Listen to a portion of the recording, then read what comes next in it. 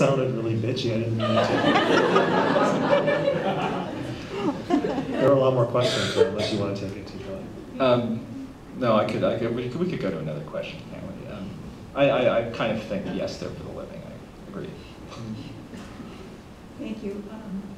I have a concern about the way we're talking about cemetery as if it's in a celebrity place and a place to visit because somebody famous is there and it has to do with Hollywood versus the reality that I know, and that Westwood Mortuary Cemetery over here has been through 3 changes of hands at least since I've been around. They've held on to my little piece of paper from 1963 that said I wanted to be there and cremated, and I was always amazed that they kept a little piece of paper in their files forever and ever just because I wrote it.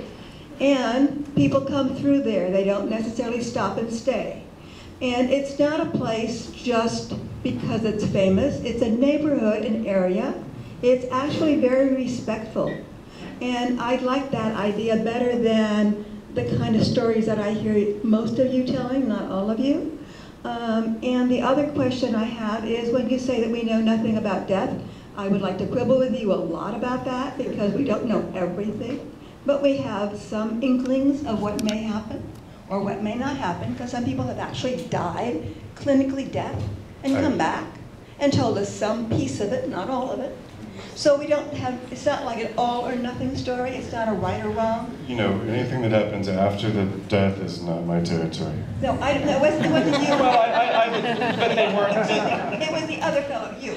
And it was you who were saying, we don't have nothing. And I wrote that down because I thought, that's well, I think you're quibbling a little bit. We truly, if we really wanted to get, down to brass tacks, those people came back, so they didn't really cross the river, did they? I mean, so we don't know what they might have seen. This is a lot like looking at, this is a discussion that happens in an art context. You might have seen something, but all you saw was the surface of it. You saw its reflection. You didn't see it. Seeing is not the same as being in something. But I don't think we've really been. I would also say I don't think we're really talking about the famous so much. I mean, there's clearly famous examples. I mean, I've divided up these pictures into, one group is writers, and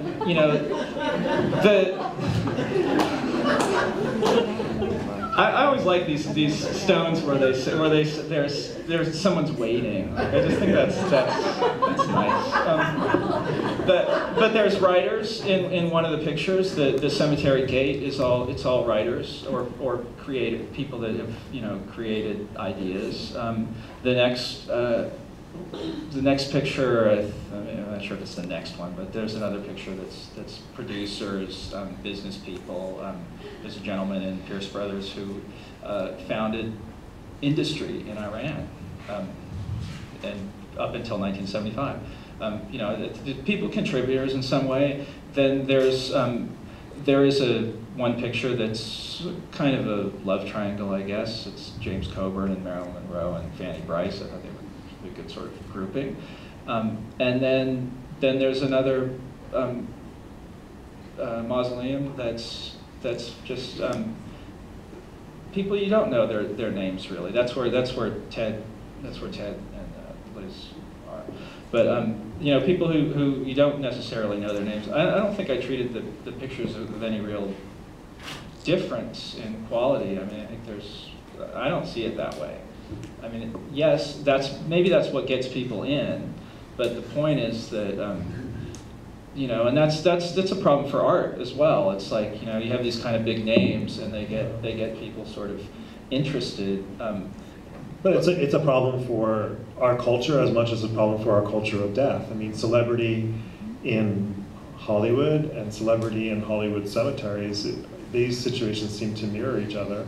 They're just more pressurized since the cemetery is supposed to be a place of memory. Well, and you'll find the same things in your fancy cemeteries like Perilous Shadows. I mean, that's why tourists go. But I also understand your point. But in Hollywood, forever, we're very much reflecting the actual land around us and the people who live in that land.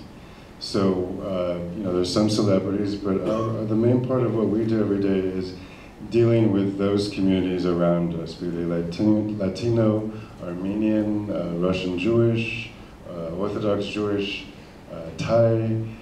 Our chapel will convert to that tradition hourly, and that's what we do. That's the in terms of what we do every day. That's who we're serving. It's not movie stars. We have a lot of fake dinners for sets and for television shows, but we're actually in the business of serving those people who live around us and making sure we have all the options they need.